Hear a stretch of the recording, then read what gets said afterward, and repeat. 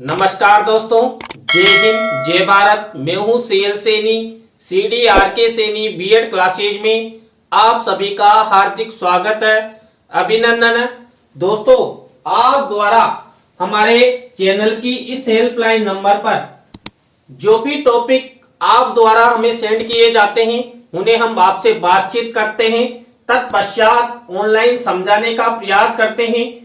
दोस्तों, आज की लाइव क्लास के अंतर्गत हम की अलाइनमेंट्स ऑफ क्रिएटिविटी डेवलपमेंट यानी कि सृजनशीलता विकास के प्रमुख तत्व, इस टॉपिक के बारे में आपसे चर्चा करेंगे कि सृजनशीलता के विकास के ऐसे कौन कौन से तत्व हैं जो सृजनशीलता को आगे बढ़ाते हैं, प्रत्येक बालक बालिका में सृजनशीलता का विकास करते हैं और उन्हें समाज में अच्छा व्यक्तित्व प्रदान करते हैं। तो दोस्तों, आप सब बने रहें हमारे साथ, हमारे इस चैनल के साथ। और दोस्तों, यदि आप हमारे इस चैनल पर पहली बार आए हैं तो हमारे इस चैनल को सब्सक्राइब करें और पास ही बने बेल आइकन के बटन को जरूर दबाएं, जिससे हमारे द्वारा जब भी कोई न्यू वीडियो अपलोड किया जाता है या लाइव क्लास चलाई जाती है तो उनके नोटिफिकेशन आपको मिल सके और आप अच्छा अधिगम कर सके। दोस्तों, जो सृजनात्मकता है, क्रिएटिविटी है, इसके विकास को करने वाले प्रमुख तत्व यहाँ पर पहला तत्व माना गया है सृजनात्मकता स्तर, दूसरा माना गया है बौद्धिक स्तर, थर्ड नंबर का तत्व माना गया है मापन योग्य व्यवहार, फोर्थ नंबर का विकास करने वाला तत्व मौलिकता एवं नवीनता, पांचवें नंबर का तत्व माध्यम और 6 नंबर का तत्व साहस और 7वें नंबर का सामाजिक स्वीकृति और 8वां प्रवीणता। दोस्तों, इन 8 तत्वों के द्वारा सृजनात्मकता का विकास किया जा सकता है और यदि किसी बालक में ये 8 तत्व होते हैं तो वह सृजनशील बालक कहलाता है। उसमें सृजनशीलता का, सृजनात्मकता का, रचनात्मकता का अच्छे से विकास किया जा सकता है। दोस्तों, अब हम आपको इन तत्वों के बारे में अलग अलग रूप से डिटेल से समझाते हैं। तो दोस्तों, यहां पर पहला है सृजनात्मकता स्तर। देखिए, सृजनात्मकता का स्तर होता है, उसके अनुसार भी इसका विकास किया जा सकता है। यह चिंतन सरल तथा यांत्रिक होता है। जिस चिंतन में प्रत्यक्षता रहती है उसे अभिसारी चिंतन कहते हैं। अब अभिसारी चिंतन मूल्यांकन के साथ साथ सृजनात्मक शक्तियों का तीसरा पक्ष है। व्यक्ति में परिस्थिति की पुनर्व्यवस्था होना जरूरी है। इसे कार्यात्मक स्थिरता भी कहते हैं। सृजनात्मकता के अध्ययन के लिए दोनों ही तरह के चिंतनों का परीक्षण किया जाता है। यानी कि यहाँ पर देखिए, जो कार्यात्मक स्थिरता होती है और अभिसारी चिंतन होता है, इन दोनों के माध्यम से ही सृजनात्मकता का विकास किया जाता है। दोस्तों, आप सब जानते हैं जो अभिसारी चिंतन है ये किसी एक बिंदु पर केंद्रित रहता है और हम हमारा पूरा ध्यान एक ही केंद्र बिंदु पर लगाते हैं तो हम उस कला में अच्छी तरह दक्ष हो जाते हैं। अब मान लीजिए कोई बालक है, ये सृजनात्मक प्रवृत्ति वाला है, तो ये कैसे बना? उसने प्रमुख रूप से उस कला या उस सृजनात्मकता पर अभिसारी चिंतन किया, यानी कि अपना ध्यान केंद्रीयकरण रखा और उसका अभ्यास किया, तो वो एक अच्छा सृजनात्मक बालक बन गया। तो ये हुआ सृजनात्मकता का स्तर। दूसरा है बौद्धिक स्तर। सृजनात्मक शक्ति के लिए उच्च बुद्धि लब्धि यानी IQ होना आवश्यक है। नवीन मौलिक एवं परंपरागत ढंग से हर कार्य करने का साहस सिर्फ उच्च लब्धि के छात्रों में ही होता है, लेकिन इसके अतिरिक्त निम्न बुद्धि लब्धि के व्यक्ति भी सृजनशील हो सकते हैं। दोस्तों, यहाँ पर अधिकांश देखा जाता है कि जो सृजनशील बालक होते हैं, जिनका सृजनात्मक स्तर, बौद्धिक स्तर अच्छा होता है, वही बालक अपनी कला में दक्ष होते हैं। लेकिन यदि निम्न बुद्धि स्तर वाला बालक भी लगातार प्रयास करे, अभ्यास करे, तो वो सृजनात्मकता युक्त हो सकता है, सृजनशील बालक हो सकता है। लेकिन अधिकांशतः सृजनशील बालक आईक्यू लेवल से बहुत आगे होते हैं, क्योंकि देखिए उनका आईक्यू लेवल अच्छा होगा तभी तो वो किसी कार्य में सृजनात्मकता का रूप अपनाएंगे। मान लीजिए दोस्तों कोई शिक्षक है, कोई मूर्तिकार है या कोई चित्रकार है, वो अपनी कला में दक्ष होगा, यानी कि उसका आईक्यू लेवल अच्छा होगा, तभी तो वो अपना ध्यान उस चित्रकला, मूर्ति कला या बालक बालिकाओं को शिक्षा प्रदान करने में ध्यान लगा पाएगा, जिससे वो अपनी कला का अच्छे से प्रदर्शन कर पाएगा। तो ये दूसरे नंबर का सृजनात्मक विकास का तत्व था। इसके बाद थर्ड नंबर का तत्व है मापन योग्य व्यवहार।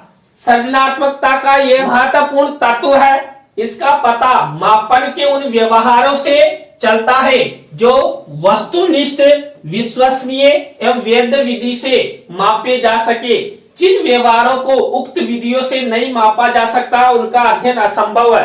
दोस्तों यहाँ पर जो सृजनशील बालक होते हैं, इन बालकों में मापन योग्य व्यवहार को यदि हम अच्छी तरह माप लेते हैं तभी हम पता लगा पाते हैं कि ये सृजनशील बालक है। मान लीजिए दोस्तों कोई चित्रकार है या मूर्तिकार है या कारपेंटर है, वो अच्छी कलात्मक वस्तुएं बनाता है, मूर्तियां बनाता है, चित्र बनाता है, तो उसका मापन किया जाएगा। अब मापन करने के बाद ही पता लगता है कि बालक कितना सृजनशील है।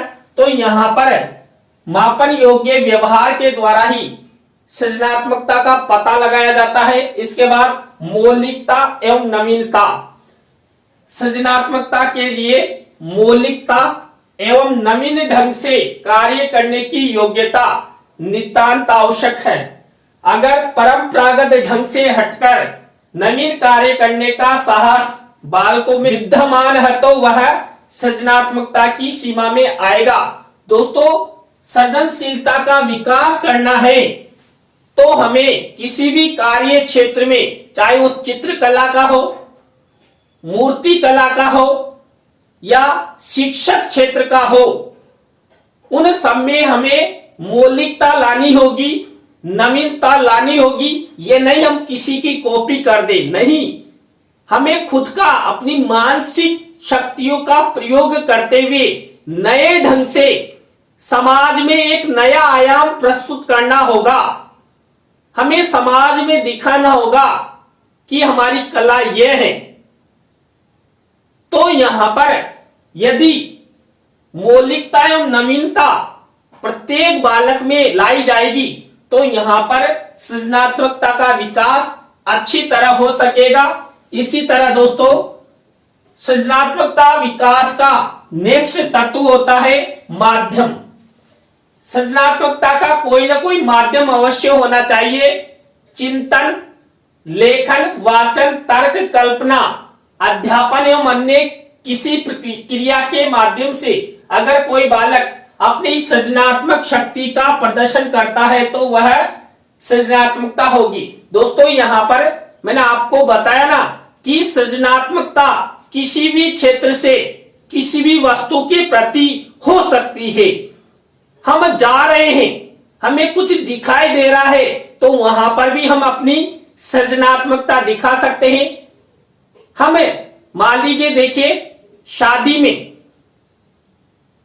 जो मेकर होता है, दुल्हन का मेकअप करता है, तो वो मेकअप करता हुआ अपनी कलात्मकता को दिखाता है। लेकिन अन्य व्यक्ति जो दुल्हन का मेकअप देखते रहते हैं तो बीच बीच में उन्हें बताते रहते हैं कि यार ये कार्य ऐसा किया जाए। इसी तरह शादी समारोह में भी ऐसे ही जो व्यक्ति राय देते हैं तो राय देना यहाँ पर सृजनात्मकता होती है।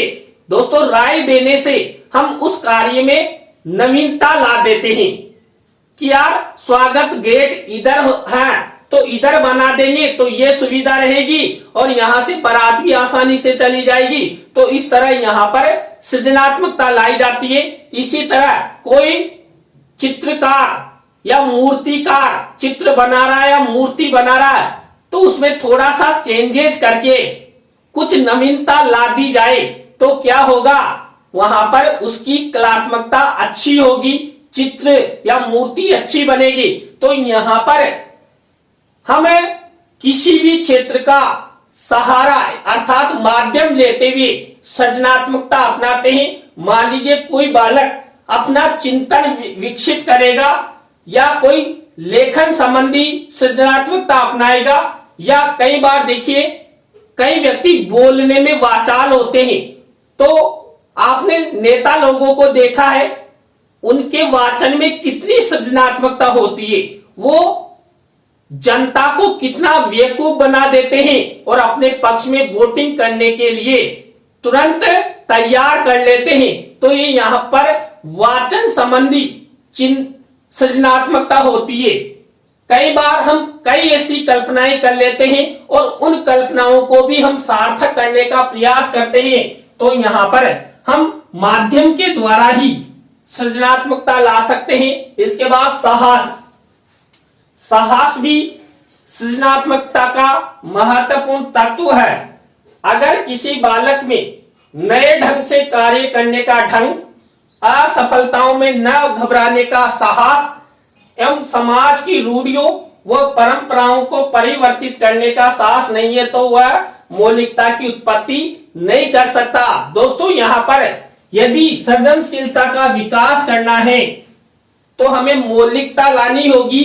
समाज में जो रूढ़ियां, जो परंपराएं, जो अंधविश्वास प्रचलित है, उनसे दूर हटते हुए नया कुछ करना पड़ेगा और नया कुछ करेंगे तभी हमारा समाज आगे बढ़ेगा। हमारी जो घिसी पिटी परंपराएं हैं उनको ना अपनाकर नवीन परंपराओं में ध्यान देना होगा कि समाज का शिक्षा क्षेत्र में कैसे विकास किया जाए।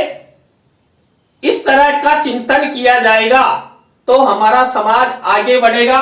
तो यहां पर जो कोई भी बालक हो, व्यक्ति हो, यदि वो किसी भी प्रकार की कोई समस्या उसके साथ आती है, वो उनसे नहीं घबराता है और लगातार समाज में एक नेतृत्व करता हुआ एक सृजनात्मकता लाता है, सामाजिक लोगों को संदेश देता है, तो यहां पर भी साहस भी सृजनात्मकता को आगे बढ़ाता है। देखिए जिस व्यक्ति में साहस होता है वो लगातार आगे बढ़ता हुआ चला जाता है। इसके बाद नेक्स्ट सृजनशीलता विकास का तत्व है सामाजिक स्वीकृति। सृजनशीलता या सृजनात्मकता वह स्थिति है जिसके अंतर्गत किसी बालक के विचारों या कार्य को समाज मान्यता दे दे। जैसे एक जेब कट अपनी जीवन शैली से जेब काट सकता है पर उसे समाज क्षमा नहीं कर सकता, अतः उसे समाज द्वारा मान्यता मिलने का प्रश्न नहीं उठता। इसलिए समाज द्वारा प्रतिष्ठित एवं मान्य कार्य ही सृजनात्मक कहलाते हैं। दोस्तों जेब काटना, चोरी करना भी एक सृजनात्मकता है, लेकिन ये समाज द्वारा मान्य नहीं होती है। समाज द्वारा मानने योग्य ऐसे कार्य जो समाज में अच्छा व्यक्तित्व, अच्छा यश प्रदान करते हैं, लोग उनकी बड़ाई करें, प्रशंसा करें, ऐसे कार्य सृजनात्मक कार्य कहलाते हैं। तो चोरी तो वास्तव में चोरी करना तो वही सृजनात्मक कार्य कहलाते हैं। तो यहाँ पर जेब काटना ही सृजनात्मक कार्य नहीं है। यहाँ पर समाज के लिए अच्छे कार्य जैसे अच्छे चित्र बनाना, अच्छी मूर्तियां बनाना, अच्छी लकड़ी की अच्छी कलाकृतियां बनाना सृजनात्मकता कार्य होता है और ये सब समाज के द्वारा माने जाते हैं। इसके बाद प्रवीणता, कोई बालक अथवा व्यक्ति उस समय तक सृजनात्मक कार्य नहीं कर सकता जब तक कि उसे अपने विषय में प्रवीणता प्राप्त न हो। प्रवीणता का अर्थ है दक्षता। दक्षता की स्थिति में वह मौलिक या नवीन कार्य पूर्ण कर पाएगा। अपूर्ण स्थिति में हम उसे सृजनात्मक नहीं कह सकते। दोस्तों सृजनात्मकता के विकास हेतु प्रत्येक बालक में प्रवीणता लाना आवश्यक है।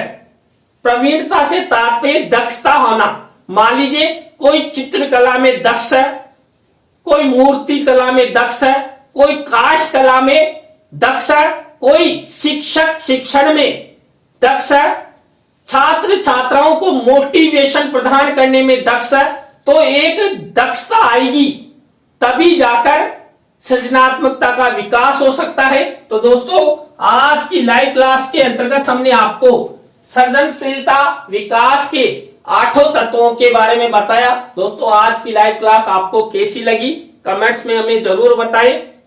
दोस्तों आप कमेंट्स करते रहते हैं कि सर आवाज में थोड़ी सी प्रॉब्लम्स चल रही है, तो मैं आपको बता दूं मेरा थोड़ा सा गला बैठा हुआ है, जिसके कारण एक फटे बांस की आवाज की तरह निकलती है गले से, तो शीघ्र ये ठीक हो जाएगा।